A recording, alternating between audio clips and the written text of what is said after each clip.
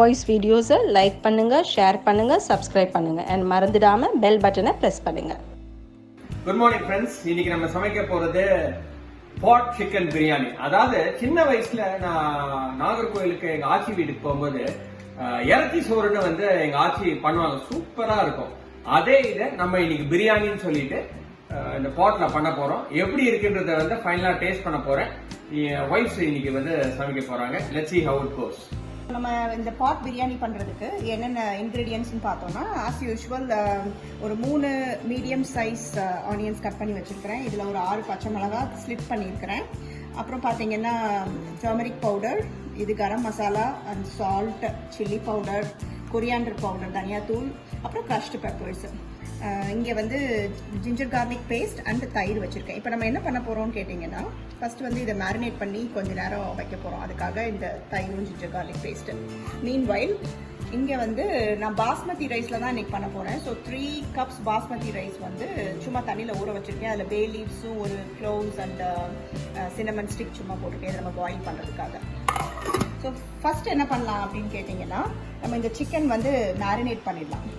So தயிர் 1 cup, ginger garlic paste, pepper, salt,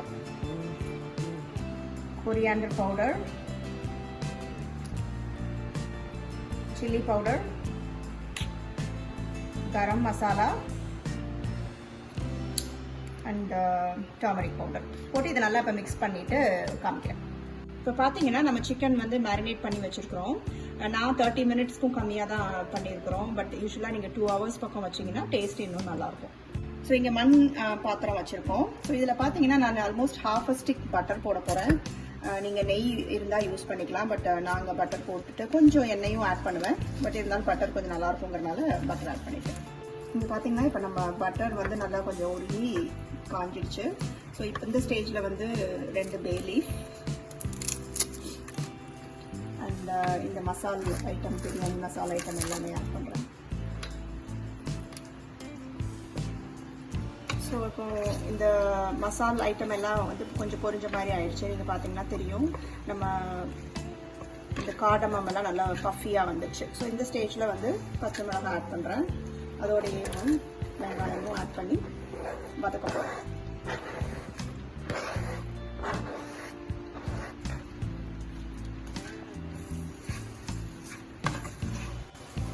இப்போ பார்த்தீங்கன்னா வெங்காயம் நல்லா வதங்கிடுச்சு. இதை நான் வந்து ப்ரௌனிஷாலாம் ஆகலை, வதங்குற அளவுக்கு தான் இது பண்ணியிருக்கேன். ஸோ மிச்சம் இருந்த 1 spoon ginger garlic paste add பண்ணி மிக்ஸ் பண்ண போகிறோம். கூடவே ஒரே ஒரு தக்காளி, இது ஆப்ஷனல் தான், உங்களுக்கு வேணும்னா நீங்கள் போட்டுக்கலாம்.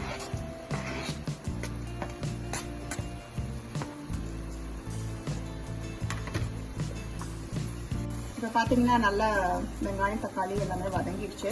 ஸோ இந்த ஸ்டேஜில் என்ன பண்ணுறேன்னா, நான் புதினா லீவ்ஸ், ஃப்ரோசன் லீவ்ஸு, புதினா லீவ்ஸ் கொஞ்சம் ஆட் பண்ண போகிறேன். அது கூட கொஞ்சம் கொரியாண்டர் லீவ்ஸு, இதுவுமே நான் என்னோடது வந்து ஃப்ரோசன் தான். ஸோ 2யும் போட்டு ஒரு 1-2 மினிட்ஸ் வதக்கி விட்டுட்டு அப்புறம் நம்ம சிக்கன் ஆட் பண்ணலாம்.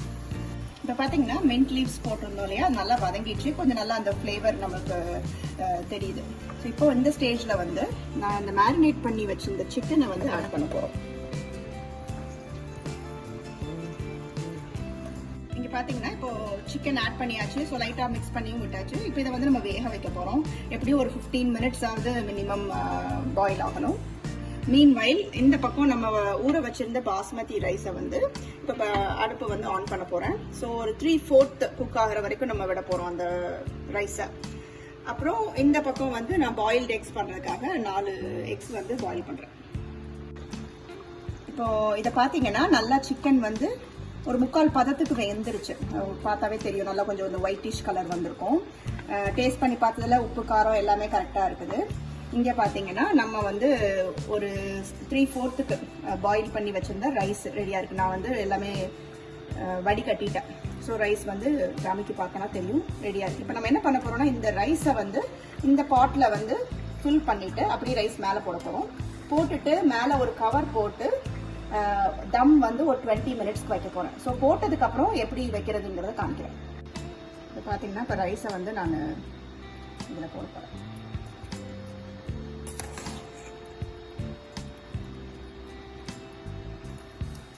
நம்ம பாட்டில் வந்து இப்போ நான் ரைஸ் போட்டுட்டேன்.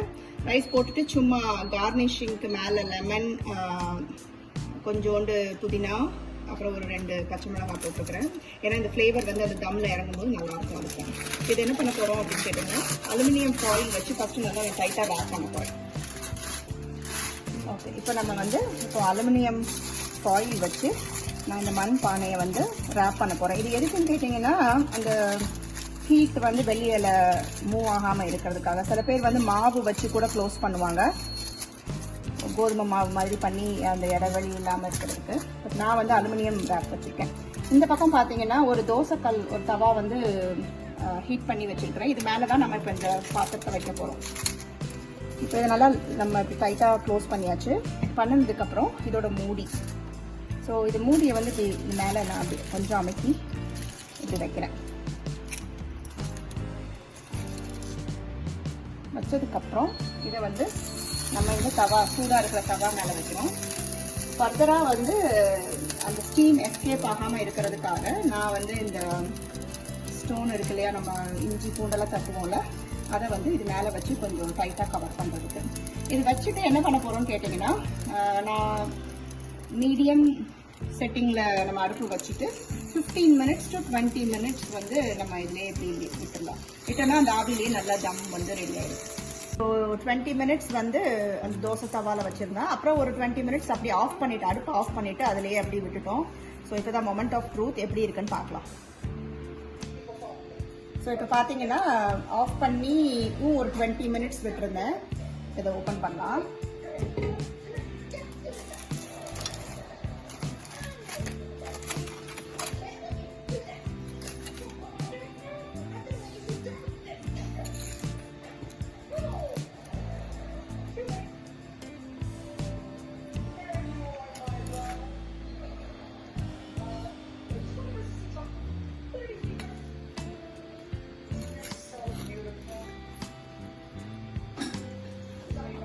ரியலைசேஷன். இப்போ வந்து நம்ம வந்து பாட் பிரியாணி, அதாவது வந்து இதை வந்து எப்படி இருக்கு அப்படின்றது வந்து நம்ம வந்து டேஸ்ட் பண்ண போறோம். டேஸ்ட் பண்ணலாம். நான் வந்து என்ன பார்த்தீங்க அப்படின்னா வந்து ப்ரான் தொக்கு நான் வந்து சைடில் பண்ணியிருந்தேன். அதை வந்து நம்ம காட்டலை, பட் இருந்தாலும் வந்து பார்க்கலாம். ஸோ அதனால வந்து பிரியாணியை முதல்ல டேஸ்ட் பண்ணி பார்க்கலாம். கலர் வந்து பிரியாணி கலர் இல்லை, வரலை. பட் இருந்தாலும் வந்து பிரியாணியோட சிக்கனோட டேஸ்ட் வச்சு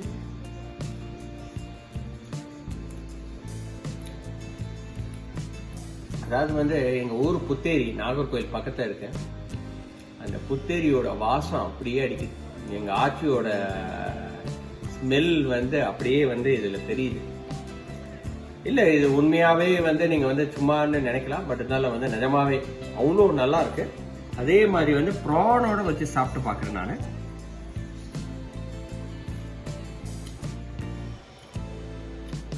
சூப்பர். ப்ரானோட டேஸ்ட் பண்ணணும், இன்னும் ரொம்ப நல்லா இருக்கும். இன்னொரு வீடியோல உங்கள்கிட்ட சந்திக்கிறேன். பட் இது வரைக்கும் நீங்க நிச்சயமா இனிமேல் பிரியாணி வந்து நீங்க பாட்ல பண்ணி பாருங்க. பாட்ல பண்ணனா நிச்சயமா ஆத்தென்டிக்கா இருக்கு, நல்லாவும் இருக்கு. அதாவது வந்து பிரியாணியோட உண்மையான டேஸ்ட், கலர்னு கிடையாது. கலர் வந்து யோசிக்காதீங்க, பட் இருந்தாலும் ரொம்ப நல்லா இருக்கு.